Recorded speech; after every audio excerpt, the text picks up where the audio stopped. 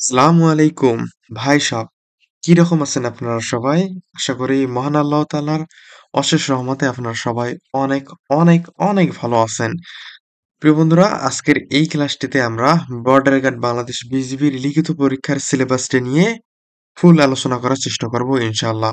আপনারা অনেকেই অনেকদিন থেকে বলতেছেন যে ব্রো, বিজেপির লিখিত পরীক্ষা আসলে সিলেবাসটা কিরকম থাকবে তথা বাংলার কোন কোন অধ্যায়গুলো গুরুত্বপূর্ণ, ইংরেজির ক্ষেত্রে আমরা প্রিপোজিশন ভালো করে পড়বো না চেঞ্জিং সেন্টেন্সে না প্যারাগ্রাফটা ভালো করে পড়বো, অথবা আমাদের যে পাটিগণিত আছে সেটা ভালো করে পড়বো না মান নির্ণয়ের অঙ্কগুলো বেশি করে পড়বো।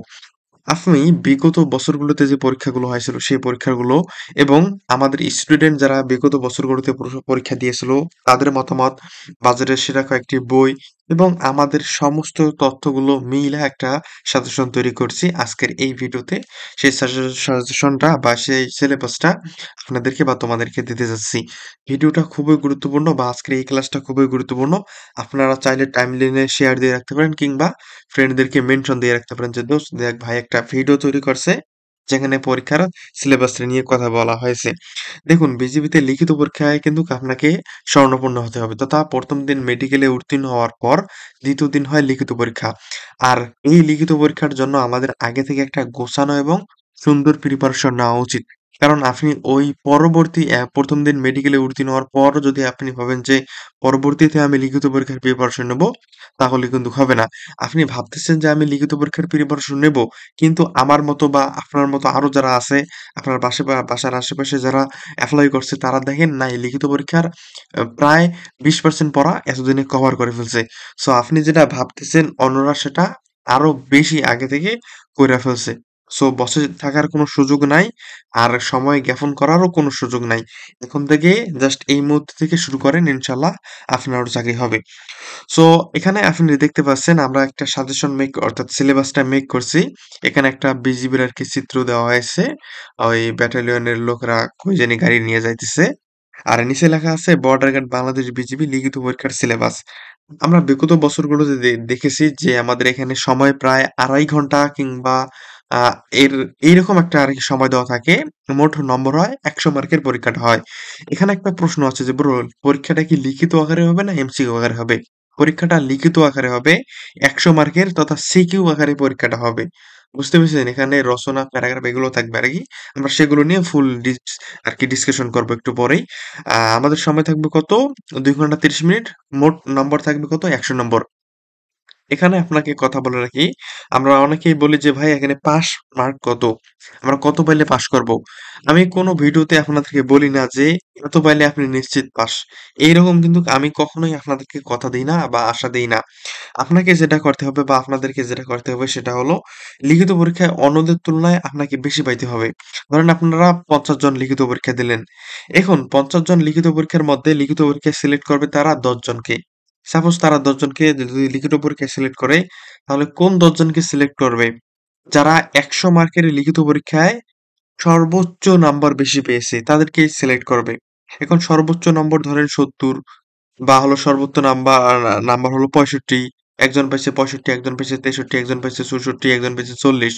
সো দেখবে যে যারা ৬০, ৬৪, ৬৫ মানে যারা বেশি নাম্বার পেয়েছে তাদেরকে কিন্তু লিখিত পরীক্ষায় সিলেক্ট করবে। তাদেরই নাম কিন্তু আসবে লিখিত পরীক্ষায় উত্তীর্ণ। সো আপনাদেরকে অবশ্যই যেন লিখিত পরীক্ষায় ভালো করতে পারেন এই মেন্টালিটি আপনার থাকতে হবে। আপনি জাস্ট লিখিত পরীক্ষায় পাস করবেন এইটা কিন্তু আপনাদের মাথায় কখনো আনা যাবে না। কেমন? ওকে। আমরা তাহলে শুরু করি।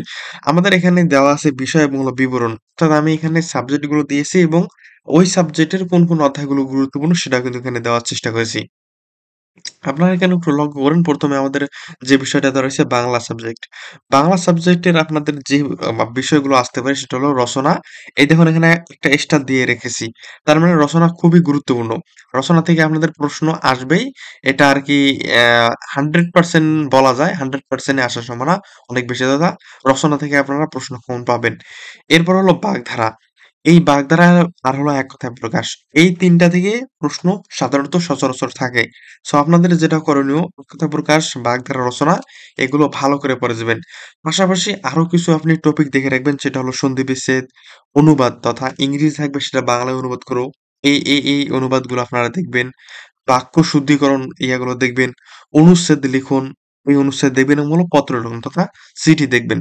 বাংলার ওভারঅল আমি রিসার্চ করে দেখেছি যে আপনারা যদি এই কয়েকটা অধ্যায় বা এই কয়েকটা টপিক যদি ভালো করে পড়েন, তাহলে বাংলা নিয়ে আর কোনো টেনশন করা লাগবে না। হ্যাঁ, এর বাহিরেও আছে আমাদের ইয়াগুলো সমাস রয়েছে, সেগুলো পড়বেন।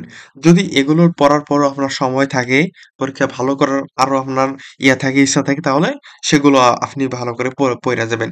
তবে এই যে কয়েকটা আমি এখানে অধ্যায় তুলে দিয়েছি, এগুলো সবচেয়ে গুরুত্বপূর্ণ। দেন আমরা ইংরেজির ক্ষেত্রে আসি। ইংরেজির ক্ষেত্রে কি, কি পড়বো ভাইয়া? ইংরেজির ক্ষেত্রে আমরা যেগুলো পড়বো সেটা হলো প্রথমত প্যারাগ্রাফ পড়বো।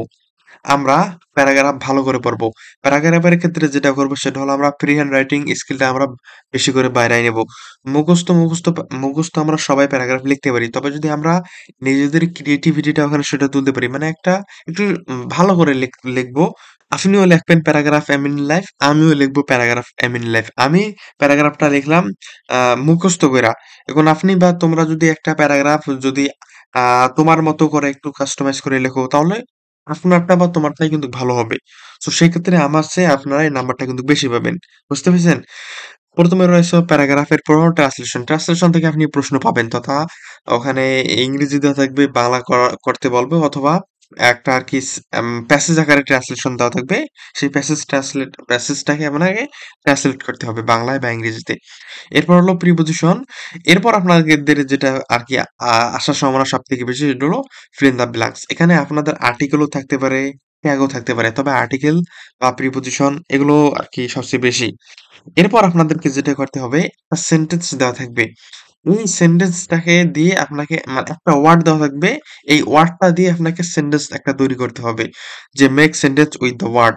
অর্থাৎ ওখানে আপনাদের একটা জাস্ট একটা ছোট্ট একটা ওয়ার্ড দেওয়া থাকবে। ওই ওয়ার্ডটা দিয়ে আপনাকে ওর আলোকে একটা সেন্টেন্স তৈরি করতে হবে। কেমন? I hope আপনারা বুঝতে পেরেছেন। ইংরেজির ক্ষেত্রে এই কয়েকটা অধ্যায় বা এই কয়েকটা চ্যাপ্টার বা এই কয়েকটা অনুশীলন খুবই গুরুত্বপূর্ণ। আপনারা এই কয়েকটা অধ্যায় বা চ্যাপ্টার এগুলো একটু ভালো করে দেখবেন যদি বিজিবি রিটেনে ভালো করতে চান। বুঝতে পেরেছেন? ওকে। দেন আমরা পরবর্তীতে গণিত অংশটাতে দেখি। গণিত থেকে যেগুলো প্রশ্ন থাকে সাধারণত গণিত থেকে পাটিগণিত এবং বীজগণিত অংশ থেকে মোটামুটি প্রশ্ন থাকে।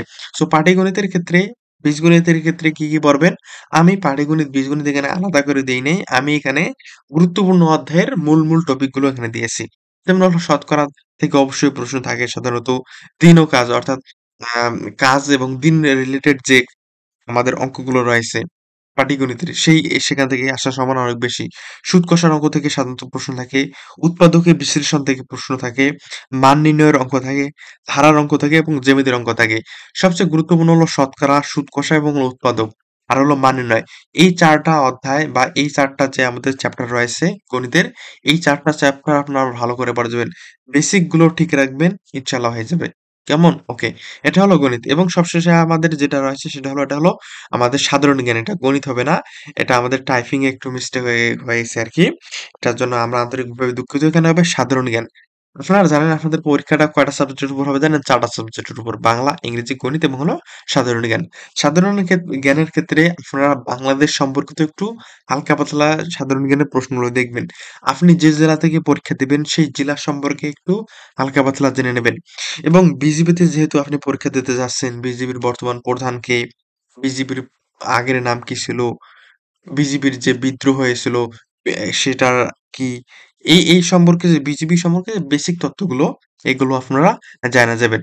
নিজ জেলা সম্পর্কে একটু জানা যাবেন এবং সমসাময়িক ও আন্তর্জাতিক যে বিষয়াবলীগুলো রয়েছে সেগুলো আপনার সাধারণ জ্ঞানের ক্ষেত্রে একটু ভালো করে পড়ে যাবেন। ইনশাআল্লাহ এই ৩ টা হলো খুবই গুরুত্বপূর্ণ। সাধারণত সাধারণ জ্ঞানে ১০ টা প্রশ্ন থাকে, বিজিবি সম্পর্কিত থাকে, নিজ জেলা সম্পর্কিত থাকে, সমসাময়িক ও আন্তর্জাতিক থেকেও কিছু প্রশ্ন থাকে এবং আদার্স কিছু বেসিক কম্পিউটারের কিন্তু এখানে কিছু প্রশ্ন থাকে। বিজ্ঞানেরও কিন্তু এখানে কিছু সাধারণ জ্ঞানের প্রশ্ন আসতে পারে। সো ওভারঅল আপনি যদি একটু আ সাধারণ জ্ঞানটাকে একটু আপনি ভালো করে পড়তে চান, তাহলে এই ৩ টা অধ্যায় বা এই ৩ টা বিষয় ভালো করে দেখবেন। পাশাপাশি আদার্স যেগুলো বিষয় রয়েছে, ফুটবল, ক্রিকেট সম্পর্কিত, তারপর হলো বর্তমান মানে বিভিন্ন প্লেয়ার সম্পর্কিত, এই প্লেয়ার কোন দেশের, এই প্লেয়ার কি কি খেলে, সাকিব কি খেলে, তারপর হলো মেসি কি খেলে, বিভিন্ন নাম এখানে থাকতে পারে যে CR7 কোন দেশের প্লেয়ার, এইরকম কিন্তু নাম দেওয়া থাকতে পারে। আপনাকে খুঁজে বের করতে হবে বা আপনাকে লিখতে হবে যে তিনি কোন দেশের প্লেয়ার বা তিনি কি খেলে, ক্রিকেট খেলে না ব্যাডমিন্টন খেলে না ফুটবল খেলে, এরকম কিন্তু সাধারণ জ্ঞানের প্রশ্নগুলো আসতে পারে। সো ওভারঅল আমরা বিজিবির লিখিত পরীক্ষার জন্য একটা যদি ভালো প্রিপারেশন নিতে চাই তাহলে আমাদের এই অধ্যায়গুলো খুবই খুবই খুবই গুরুত্বপূর্ণ। আপনাদের পরীক্ষা হবে 4টা সাবজেক্টের উপর, বাংলা, ইংলিশ, গণিত এবং হলো সাধারণ জ্ঞান। বাংলা, ইংরেজি, গণিত এবং সাধারণ জ্ঞান সম্পর্কে আমি আলাদা আলাদা এখানে অধ্যায় ভিত্তিক অর্থাৎ বিবরণ সহ বিষয় ভিত্তিক আমি এখানে পরীক্ষার সিলেবাসটা তুলে ধরার চেষ্টা করেছি। আপনারা এখন থেকে জাস্ট কাজে লেগে পড়ুন। এখন থেকে এই সিলেবাসটা ফলো করে যদি আপনারা পড়ালেখা করতে পারেন তাহলে কিন্তু আপনি লিখিত পরীক্ষায় অন্যদের তুলনায় মার্ক ক্যারি করা সবচেয়ে ইজি হবে এবং আপনার চান্স পাওয়ার সম্ভাবনা অনেক বেশি। আর আপনারা যদি চান যে এত কিছু আমার ঝামেলা, এত কিছু আমার এখন করার সময় নেই, আমার কলেজে পরীক্ষা রয়েছে, তারপর আমি অ্যাডমিশন নিচ্ছি ঢাবির জন্য, রাবির জন্য, জিএসটির জন্য, এর জন্য আমি প্রিপারেশন নিচ্ছি, যদি আমার এরকম সমস্যা না থাকে, এরকম সমস্যা থাকে, তাহলে আমরা এই সকল বিষয় নিয়ে একটা সাজেশন তৈরি করে রয়েছি, যেটা হলো বিজিবি চূড়ান্ত সাজেশনস নামে একটা সাজেশন আমরা মেক করেছি, যেখানে আমরা বিগত বছরগুলোর প্রশ্ন দেওয়ার চেষ্টা করেছি তথা 93, 97, 100তম জিডির যে প্রশ্নগুলো থাকে সেই প্রশ্নগুলো এখানে দেওয়ার চেষ্টা করেছি।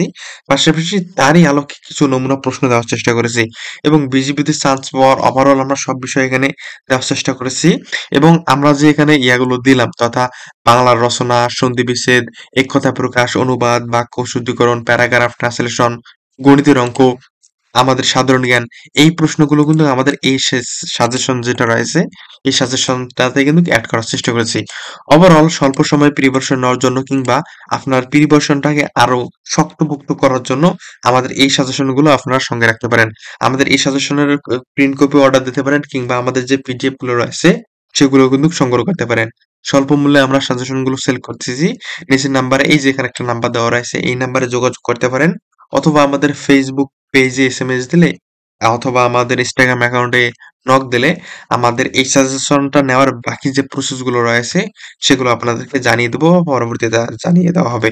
তো আপনারা সবাই ভালো থাকবেন, সুস্থ থাকবেন, পিজিবির জন্য ভালো করে প্রিপারেশন নেন। আজকের এই সিলেবাসটা, আজকের এই ক্লাসটা আমলে নিয়ে সেই অনুযায়ী আমল করার চেষ্টা করেন। ইনশাল্লাহ আপনিও হবেন এখানকার একজন গর্বিত সদস্য।